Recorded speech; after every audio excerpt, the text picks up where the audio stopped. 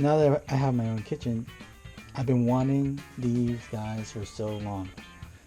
These will last forever.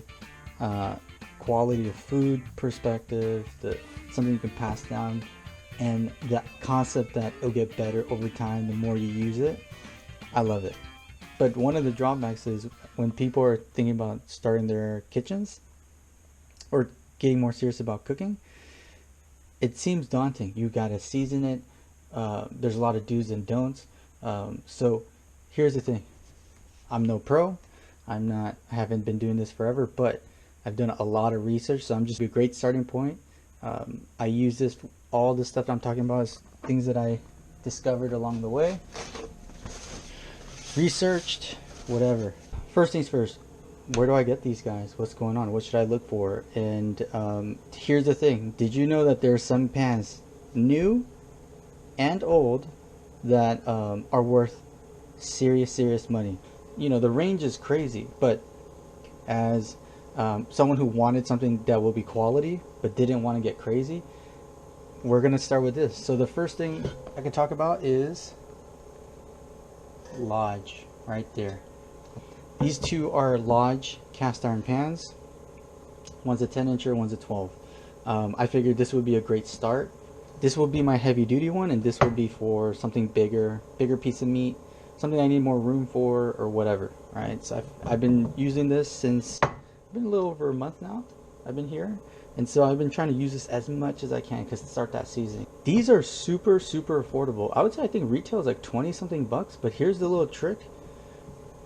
Marshalls, TJ Maxx, Home Goods, some type of like store where they have surplus stuff. I bought both of these, one at a Home Good, one at a Marshalls. Yeah, they were like $15. I would say this is 12 and this was like $13. That's an amazing buy. Don't get crazy. That's my general advice about everything. Start with the basics, learn the flaws of those, and so you could appreciate and understand what you want for the next one. I'd say this about in jiu-jitsu, it's like about the gi. Don't get crazy with your gi, you might mess it up. So not only did I not pay retail, I paid below retail for these guys that should last forever, and there's no really way to damage these. You can mess up the seasoning, but that you could always reseason. One of the things that differentiates, say, a heavily used cast iron or something that was made back in the day is the surface finish. Okay, you can hear that it's quite coarse, but honestly, it looks coarse. I also thought, man, I want something smooth. There's pros and cons. There's some really nice ones that are really smooth, but let's say I've seen people try to do the best of both worlds. They'll get a Lodge pan and they'll try to grind it down smooth and then season it. I've actually read that sounds like a great idea, but I've read so many bad first-hand experiences. You can go on Reddit, you can go on various articles and stuff about it where it can lead to seasoning problems. It could lead to things sticking to the pan.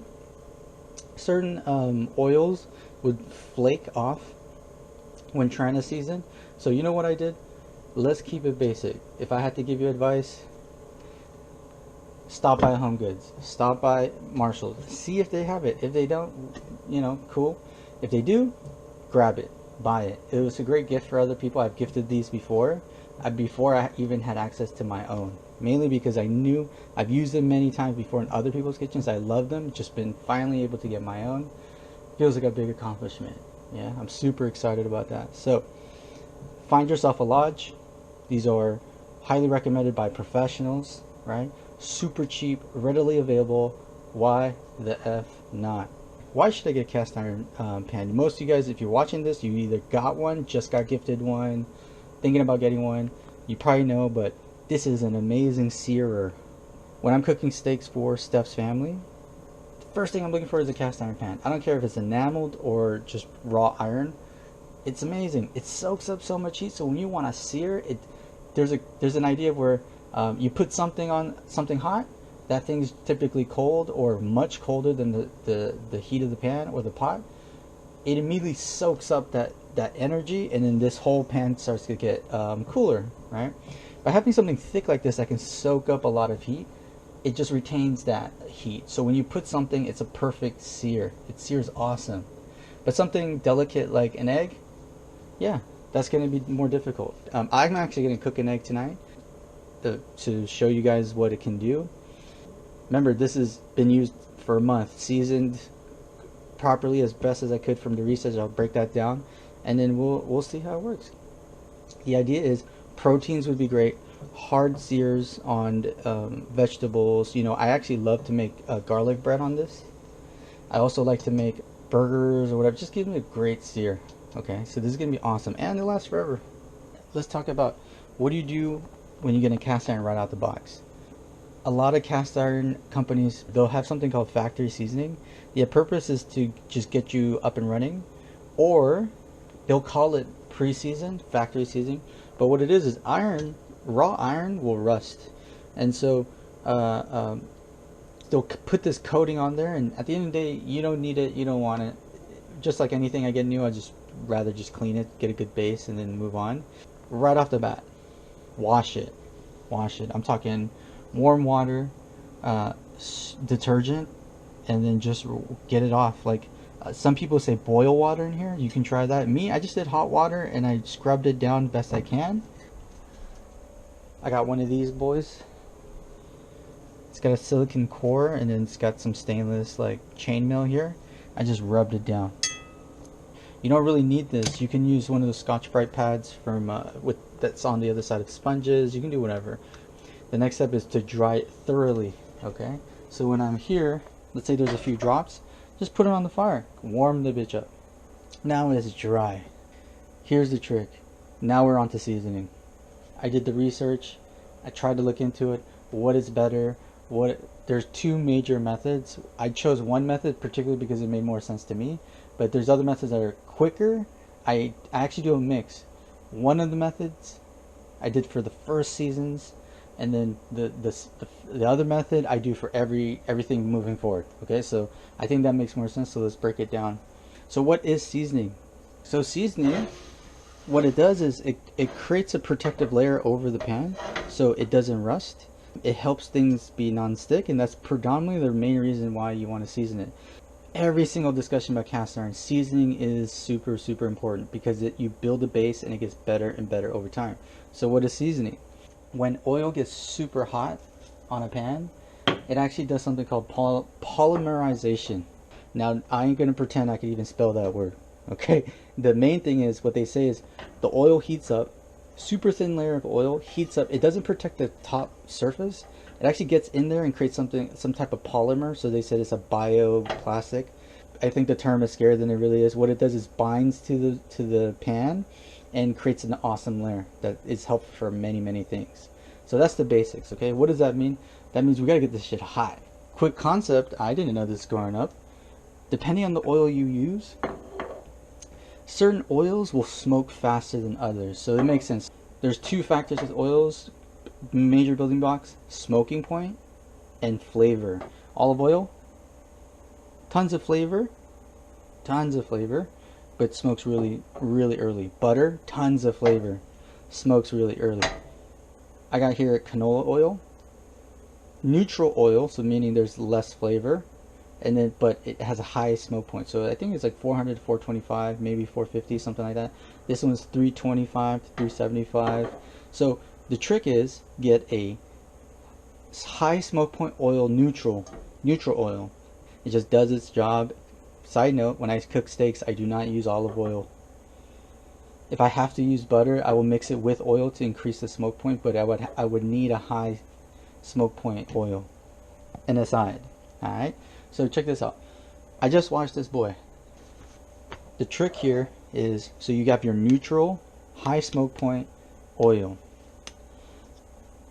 You want this to be oiled, but you do not want anything excess. So essentially this, you put just a little oil, you rub it down, then you get a dry rag, or the dry side of the rag, you wipe it down even more. You want to get to the point where it's like you accidentally spilled oil and you took out as much as you can, okay? So, boom. Now it has a sheen, alright? This whole thing is one piece. There's no coating for inside and a coating for outside. So, you should oil the whole thing. Handles. That looks like very little oil. we're about to heat this up. So when it heats up, the oil will start pooling back out. So again, let's do another one.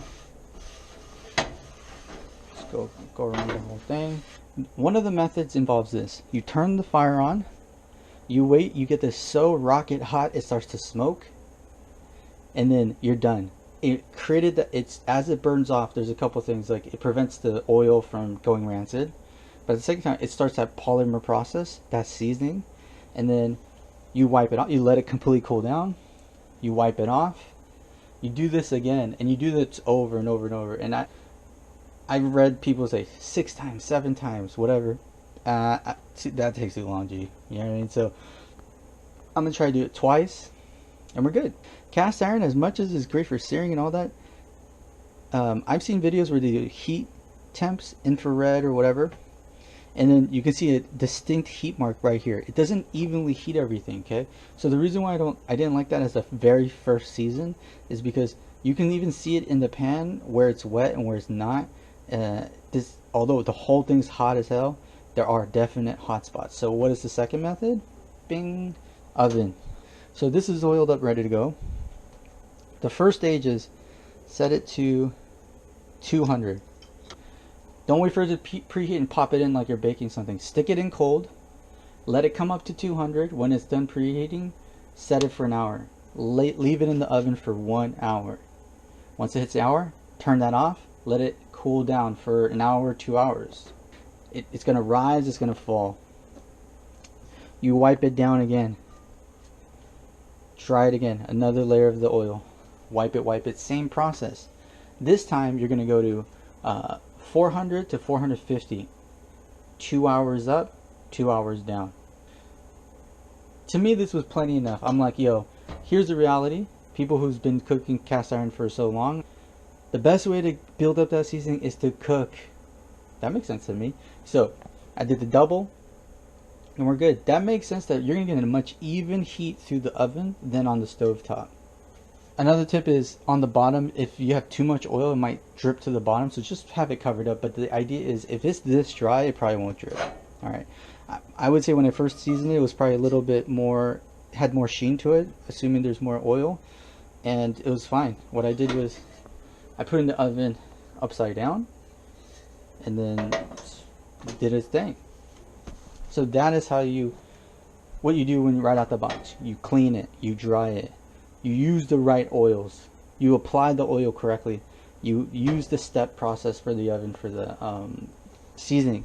Remember, there's the stovetop method, there's other methods where you go 400, then 2 hours, 2 hours cool down, 450, 2 hours, 2 hours cool down, 500, and then you do that 4 times. That's too much. That's like on some like scientific shit. I'm trying to eat, okay?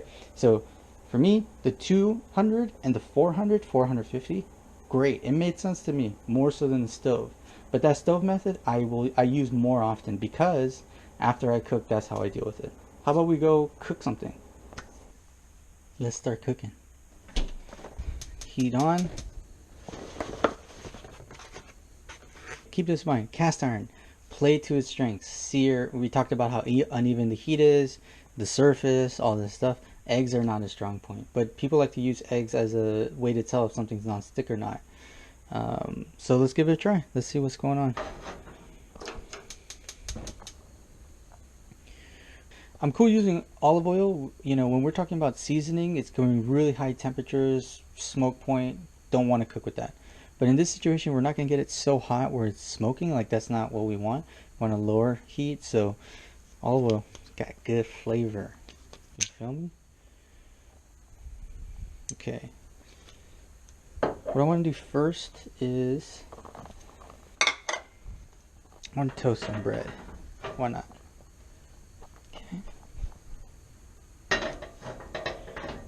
This one I want to do quickly, so let's get sourdough from Trader Joe's.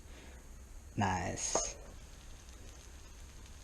Man, growing up in SoCal, my neighbor, she was I just call her Tia because she just was there cooking all the time. I would just hop over. My parents working all the time. I would hop over and say, Tia, what's good? What are you cooking? And she would make these handmade tortillas, and then like right on top of the fire, just pow, pow, pow. And I was like, yo, what's good? That's tight. I want that. Whenever I do stuff like this, it always has memories of her. Yeah, I haven't seen her in so long. After we left that place, we moved around quite a bit. So after we left that, like, it was just left with memories. But when I cook, I remember these memories. It's so awesome. Can't have a video without cooking something, right? Okay, you're tired of hearing me talk, so okay. What we got here? Okay. Oh, that's probably as good as I want it. Nothing super crunchy. You know, I'm seeing this smoking already, so gotta lower the heat. One of the things I like to do is, one thing I learned was we gotta think about heat management. Okay, so for the longest, I would think it's too hot. I lowered the heat and thought I was doing a good job. The reality is, these grates here, they soak up so much heat. This pan, even if you lowered the heat, it cools down a lot slower because it's got all this heat supporting it, right? So when I discovered through TV, you know what I mean, like, it wasn't trial and error, it was just someone telling me, take it off the heat. Take it off the heat, immediately starts to cool down. Yeah, see that? Now we're talking, okay? Should we get close up of that? Oof. How cool is this bottle, by the way? Like, I don't know if this is a good brand. Some connoisseurs out there help me out, but boom. Do you see that? It's got a freaking spout. Okay. So actually don't like seasoning the egg in the pan because, you know, let's say you put salt on there and you put pepper. It's so pretty. You flip it and then like you put it on there. You got salted pepper again if you want that. I keep it down to doing it after I set it on the bread. Yeah. So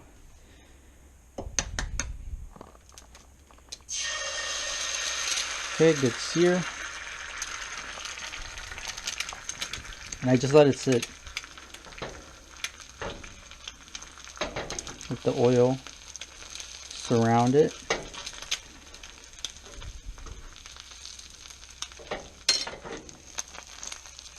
ASMR vibes or not? Or non? So you see, I didn't mess with it really early on. So it's sticking a little bit there, to be fair. I try to make sure to get some oil in there. Okay. This is where this awesome spatula comes into play. On a cast iron, you can get away with like metal spatulas. Yeah. So I'm gonna get away with it. Okay.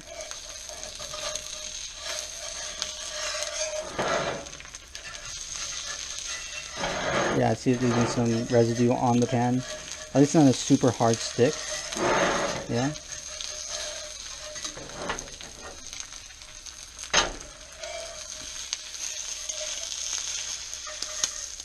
Yeah, I can see I tore up the bottom a little bit. You see that? But it's doing pretty good. You know, this is still a brand new pan, really, still. So I'm pretty happy with that. You know, when it comes to an egg, cook it on a Teflon pan. You're not playing to the strengths by cooking this on a cast iron. I'm only doing this more of a demonstration, but it still works pretty good, you know. To be fair, I think this spatula is pulling a lot of weight. So, alright. And that's like it. Just a couple more seconds on that. Should be ready to go. I can take the heat off. And we're off.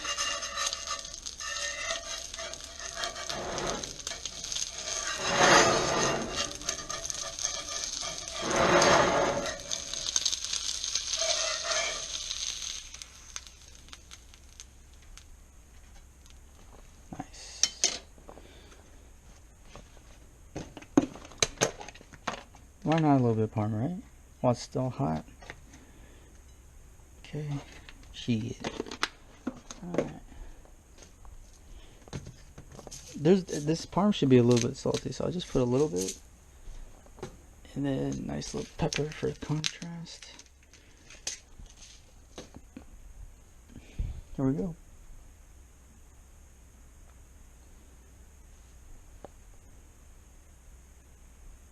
Nice. You know what it could do? It could use a little red. What y'all know about this? Okay? Let's get into it.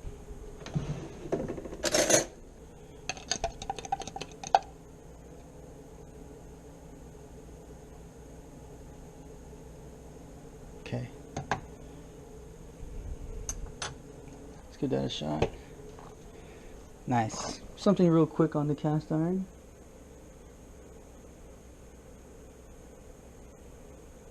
Egg over toast, some cheese, and some chilies. Let's go. Nice crunch. Oof. Let's go. Dip it in there. You know what's up.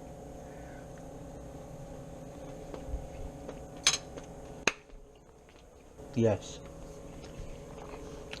Cooking so dope. We'll continue on to the cleaning phase of this. You want this to be hot. You don't want it to be cooking hot, but you also don't want it to be warm to the touch.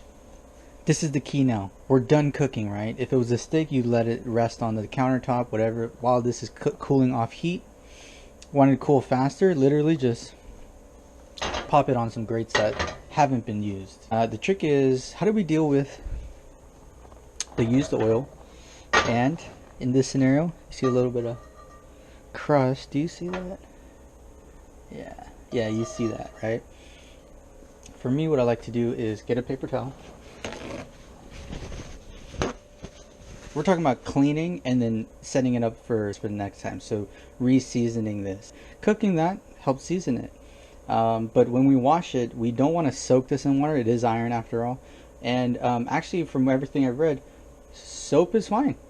As long as it's quick. Rub it down quick, you're good. To get that stuff, get some coarse salt. Something that'll soak up the oil and agitate the pan a little bit. Yeah.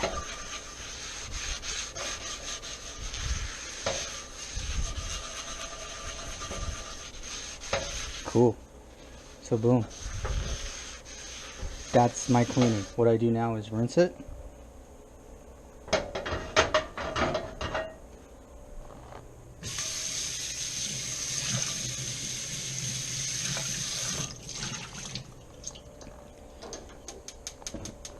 Put it back on the fire. Sounds like a lot of steps, but think about it. Salt, rub it down, rinse it, dry it off, oil, smoke it. You're done. It's ready. Okay. Remember, we smoke it to do that, to change that oil to make it really sink into the pan. I don't like using the word polymerization. Number one, because I don't like using words I can't spell. All right. So number two, I ain't trying to pretend I'm some scientist. I just know that's what they call it. All right. Let's get this dried up. Yeah. You don't want to mix the grease or oil with water. Creates a bad scenario. So that's all dry, right? Remember I said neutral oils, high smoke point oils are important when we do that initial season, especially in a 400 degree oven. But I'm going to stick with olive oil on this one. It has a lower smoke point. Once it smokes though, it's going to do that action that we talked about of seasoning the pan, but it also will prevent this guy from getting rancid. Yeah, and then you're all set. So quick drizzle.